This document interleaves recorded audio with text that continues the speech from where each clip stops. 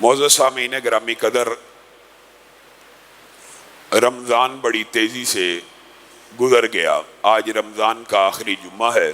آج آپ کے سامنے ایک ایسے عمل کو بیان کرنے کی کوشش ہوگی کہ جس کو ہم نے صرف رمضان میں ہی نہیں بلکہ اپنی پوری زندگی کے اندر جاری و ساری کرنا ہے، اور یہ عمل نیکیوں کے اعمال میں سے کتنا اعلیٰ ہے، کتنا افضل ہے، کتنا بلند ہے، کتنا بالا ہے، اسی حوالے سے چند گزارشات کو آپ کے سامنے رکھنے کی کوشش کریں گے۔ آپ پورے قرآن پاک کا ایک اسلوب اٹھائیں۔ آپ کو جب بھی قرآن پاک کے اندر لوگوں کے سوالات ملیں گے تو آپ کو اللہ رب العزت کے جواب دینے کا جو انداز ملے گا، آپ نے ذرا اس کے اوپر غور کرنا ہے۔ یسألونک عن الروح قل الروح من امر ربی، لوگ آپ سے پوچھتے ہیں پیارے حبیب روح کیا ہے، تو جواب دے دیجئے یہ اللہ کا حکم ہے۔ یسألونک عن الاہلہ، چاند کے بارے میں پوچھتے ہیں، قل ہی مواقیت للناس، یہ لوگوں کے لیے اللہ تعالیٰ نے ایک گھڑی بنائی ہے جن سے دنوں کا اور مہینوں کا حساب رکھا جاتا ہے۔ یسألونک عن الانفال، آپ سے لوگ انفال کے بارے میں پوچھتے ہیں، قل الانفال، آپ کہہ دیجئے۔ جب بھی اللہ تعالیٰ قرآن پاک میں بندوں کا سوال اللہ کے متعلق یا اللہ کے علم کے متعلق یا کسی بھی چیز کی بابت ہوتا تو اللہ رب العزت نے کیا اسلوب اختیار کیا؟ قل، آپ کہہ دیجئے، پیارے حبیب آپ کہہ دیجئے۔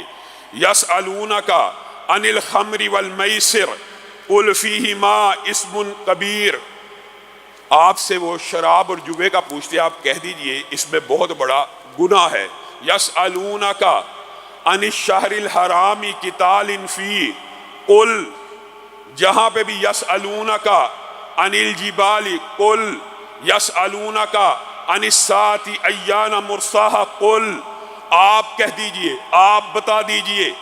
یہ 10 سے زیادہ آیات اللہ رب العزت نے انسان کے سوالات کے بارے میں قرآن پاک میں نازل کی ہیں، اور ہمیشہ کیا اسلوب اختیار کیا؟ قل، پیارے نبی آپ، قل کے پیچھے جو لفظ محذوف ہوتا ہے وہ کیا ہوتا ہے؟ اے محمد صلی اللہ علیہ وسلم آپ بتا دیجئے، آپ کہہ دیجئے۔ گویا اللہ رب العزت نے رسول اللہ صلی اللہ علیہ وسلم کو درمیان میں ابلاغ کرنے کے لیے ہر آیت میں رکھا، لیکن پورے قرآن پاک میں ذرا غور کرنا آپ نے۔ پورے قرآن پاک میں جب بھی سوال ہوا اللہ نے رسول اللہ کو کہا قل، آپ کہہ دیجئے، آپ کہہ دیجئے۔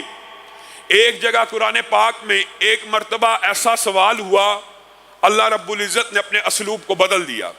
وَإِذَا سَأَلَكَ عِبَادِي أَنِّي وَإِذَا سَأَلَكَ عِبَادِي أَنِّي، جب میرے بندے میرے بارے میں سوال کریں تو اصولی طور پر پورے قرآن پاک کے اسلوب کے مطابق جواب کیا ہونا چاہیے تھا؟ قل، آپ کہہ دیجئے کہ ایسے ہے، ایسے ہے۔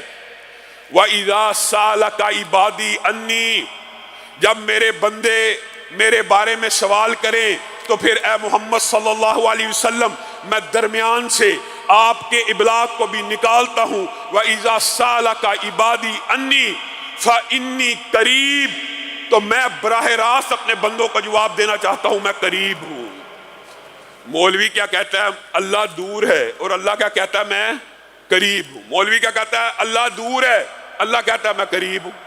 آپ کہتے ہیں نہیں، اللہ کو سیڑھی کی، اللہ کو ذریعے کی، اللہ کو واسطے کی، اللہ کو طریقے کی، اللہ کو ایک سلسلے کی، اللہ کو ایک وزیر کی، اللہ کو فلاں چیز کی ضرورت ہے، اللہ بڑا دور ہے۔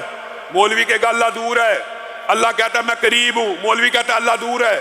اللہ کی مان لو یا مولوی کی مان لو، اجیبو دعوت الداعی اذا دعان، اللہ تعالیٰ کس بارے میں قریب ہے؟ اللہ تعالیٰ نے سمجھانے میں کوئی کسر نہیں چھوڑی۔ آپ کی اور میری عقل کے اوپر اگر کوئی پردہ ہو تو ہو، اجیبو دعوت الداعی اذا دعان، اسی آیت کا اگلا ٹکڑا ہے، کوئی الگ آیت نہیں ہے۔ وَإِذَا سَأَلَكَ عِبَادِي عَنِّي فَإِنِّي قریب، جب میرے بندے میرے بارے میں سوال کریں تو اے میرے بندوں میں بہت ہی قریب ہوں۔ اجیبو دعوت الداعی اذا دعان، کس بابت میں قریب ہوں؟ جب تم مجھے پکارو گے میں تمہاری ہر پکار کے اوپر لبیک کہنے والا ہوں، میں تمہاری ہر پکار کا جواب دینے والا ہوں۔ پکارے اللہ، اور لبیک کس کو کہنا چاہیے؟ انسان کو۔ یہاں پہ پکارے انسان اور لبیک کون کہہ رہا ہے؟ اللہ۔ ان اللہ یبسط یدہ باللیل اور ان اللہ یبسط یدہ بالنہار۔ حدیث موجود ہیں اللہ تعالیٰ ہر رات کو ہاتھ پھیلاتا ہے۔ ہاتھ کسے پھیلانا چاہیے؟ بندے کو۔ اللہ تعالیٰ ہر صبح کو ہاتھ پھیلاتا ہے۔ پوری کائنات میں ہر جگہ کسی نہ کسی جگہ پہ صبح ہو رہی ہے، کسی نہ کسی جگہ پہ رات ہو رہی ہے۔ گویا 24 گھنٹے اللہ رب العزت عرش کی بلندیوں سے یہ اعلان کر رہا ہے وَإِذَا سَأَلَكَ عِبَادِي أَنِّي فَإِنِّي قَرِيبٌ۔ اور ایک ایک لمحے میں اللہ رب العزت نے اپنے ہاتھوں کو پھیلایا ہوا جیسے اس کی شان کے لائق ہے۔ اور وہ کیا کہہ رہا ہے کوئی جو مجھ سے مانگے میں اس کو عطا کروں؟ ہے کوئی جو مغفرت کا طلب کرنے والا میں اس کو معاف کر دوں؟ ہے کوئی مشکل میں پھنسا ہوا؟ ہے کوئی مصیبت زدہ؟ امن یجیب المضطر اذا دعاہ ویکشف السوء۔ کون ہے جو مصیبت زدوں کو مصیبت سے نکالتا ہے، مشکلوں میں شکار لوگوں کو مشکلوں سے نکالتا ہے؟ اس آیت کے آگے ایک ٹکڑا اور ہے، اور اس کے بعد اللہ تعالیٰ چیلنج کر کے کہہ رہا ہے مصیبتوں میں، مشکلوں میں، بیماریوں میں، تکلیفوں میں، ہر چیز میں جب تم مبتلا ہو جاؤ تو تمہیں اِلٰہٌ مع اللہ، اللہ کے علاوہ بھی کوئی ہے؟ کوئی ہے اللہ کے علاوہ جو تمہیں ان پریشانیوں مصیبتوں سے نکال دے؟ عربی گرامر جاننے والے اس اسلوب کو سمجھتے ہیں اِلٰہٌ مع اللہ۔ اس کے اندر اللہ تعالیٰ خود جواب بھی دے رہے ہیں اِلٰہٌ مع اللہ۔ گویا اللہ کے علاوہ کوئی ہے ہی نہیں جو تمہاری مشکلات کو، مصیبتوں کو رفع کرے۔